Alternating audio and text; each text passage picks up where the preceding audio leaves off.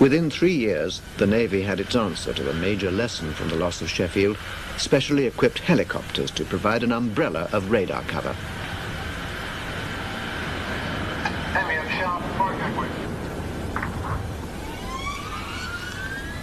Inside this weatherproof bag is a radar scanner which would provide early warning for a task force.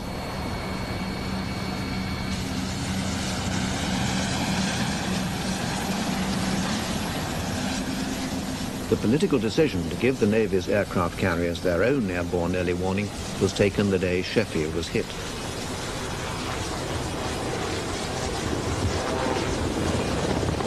Once the helicopter is airborne, the radar scanner is swung down to give a full 360-degree coverage.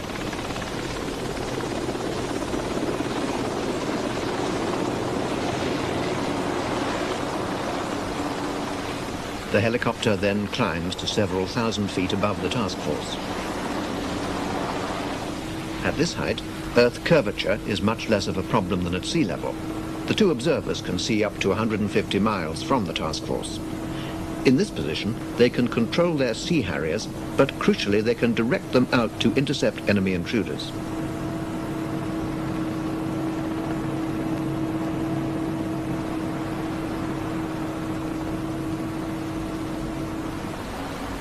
With airborne early warning, no super étendard ought to have got within 150 miles of the task force without being spotted.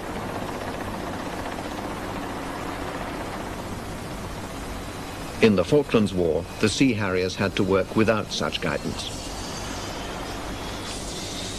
So what was their role in the missile age? We knew of Exocet. Of course, we have Exocet in the Royal Navy. And we had a part to play in defending against that threat. The Sea Harrier is the outer ring of defense of the fleet. And as such, we are there to shoot down enemy aircraft who hope to attack the fleet. For the Argentines, what was the most important means of eluding the Sea Harriers? Qué buena pregunta que me acaba de hacer. Realmente no se la puedo responder. Si yo le llegara a responder a usted esta pregunta,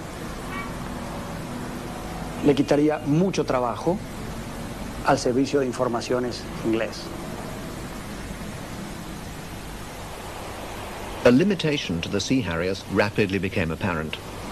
With our little radar in the Sea Harrier, we couldn't see small, fast targets down low over a rough sea. This was a real problem and meant that the étendard coming in the right conditions could possibly sneak past us and confront the missile systems, which was quite a worry to us. So what missile systems might such aircraft have encountered? Sea Dart was the main missile with the task force.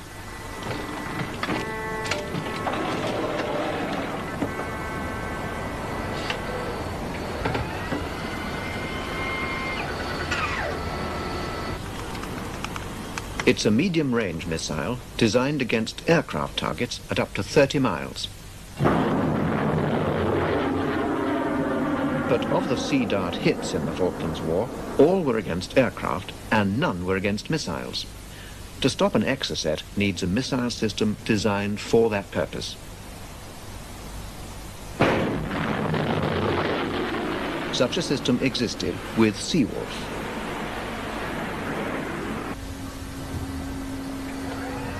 The missiles are light, highly maneuverable, but short range. The Seawolf system was designed from the very outset as an anti-missile missile.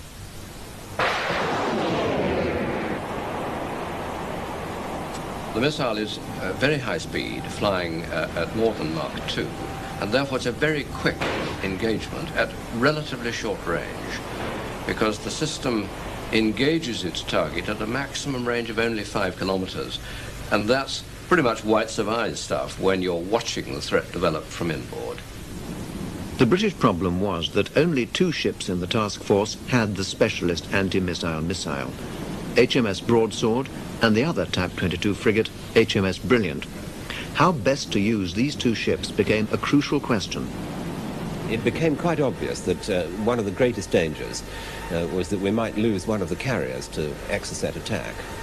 And therefore, we stationed one of the Type 22s, either broadsword or brilliant, as close to one of the carriers as much of the time as we could, certainly during all daylight hours. The technique became known as goal-keeping. 3 weeks after the loss of Sheffield, the limitations of having only 2 ships with Seawolf were to become all too evident. On the 25th of May, the unarmed merchant ship Atlantic Conveyor joined the task force, bringing more supplies, including helicopters and Harriers. Unloading to the nearby carriers had not finished when the Argentines attacked. El 25 de mayo de 1982,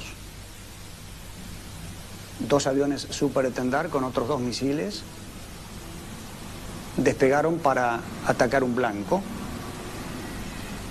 que, según la información inglesa, habría sido el Atlantic Conveyor.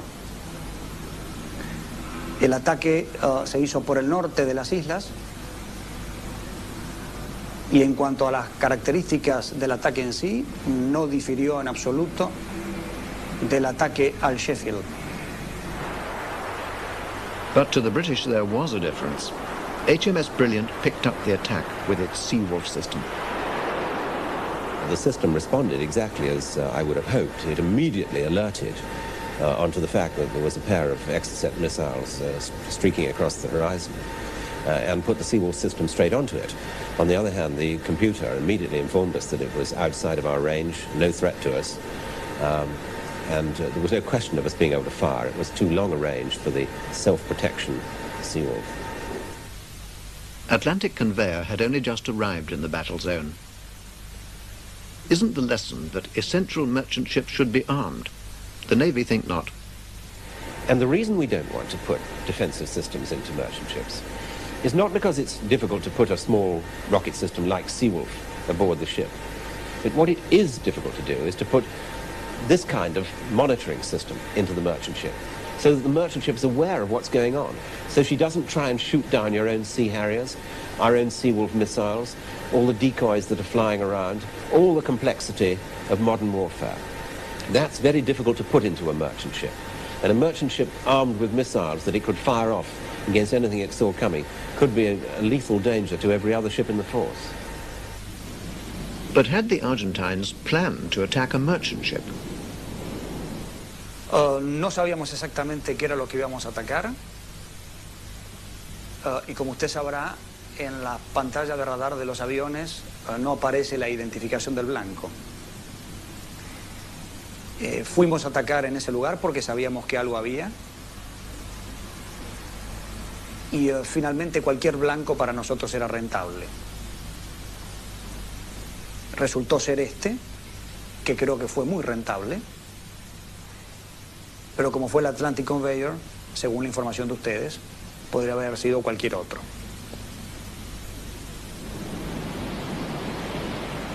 The thought that it might have been an aircraft carrier highlighted the need for a last-ditch line of defense. So the Navy's immediate reaction after the war was to fit this to aircraft carriers.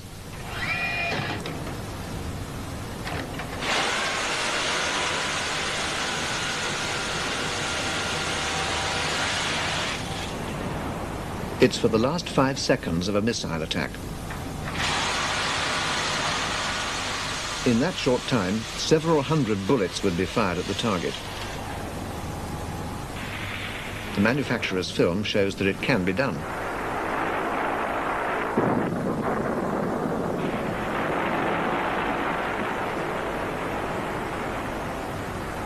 But will hitting the missile always ensure that it disintegrates?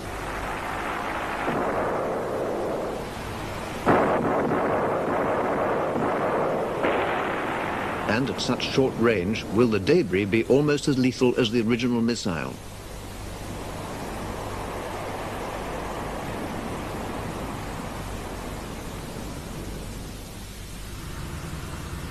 This is the only device credited with successfully foiling an Exocet attack during the entire war. It's a chaff launcher.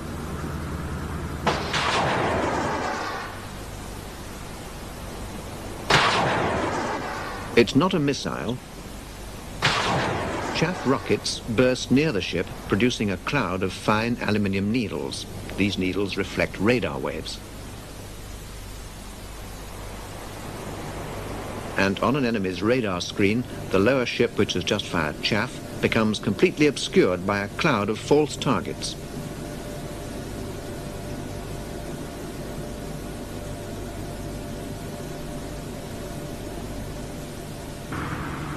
Originally developed in World War II, chaff had an unexpectedly good war in the Falklands. Even so, current chaff launchers are not very sophisticated. In particular, precise positioning of the chaff cloud is difficult. Controlling the chaff cloud depends on fuse time, and the only way to adjust that is by hand on deck.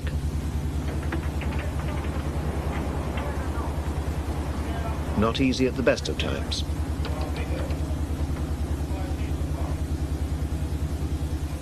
Since the war, Plessy have developed what they term seduction mode chaff. A computer in the operations room would take into account all these factors in order to time and place the chaff cloud precisely.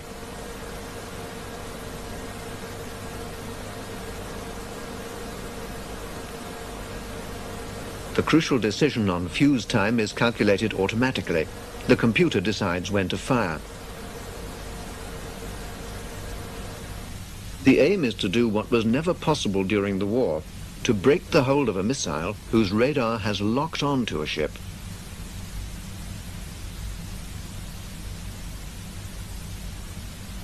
A correctly placed chaff cloud should be able to seduce the missile away from the ship.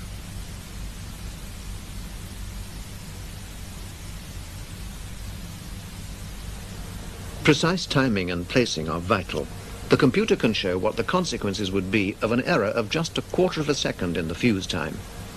The chaff rocket explodes after 1.5 seconds. The chaff cloud is represented by a bar, and this starts to float into the rectangle representing the area in which the missile's radar is looking for a target. At this stage, the missile is already locked onto the ship. The wind blows the edge of the chaff bar into the area swept by the missile's radar. The center of interest moves off the ship.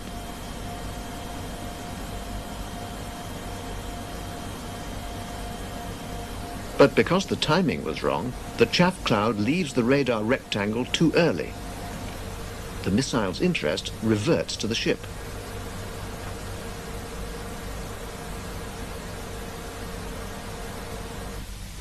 This is what it looks like from the missile's point of view. The chaff cloud hooks its attention, but can't hold it. The system's test will, unfortunately, be the next war.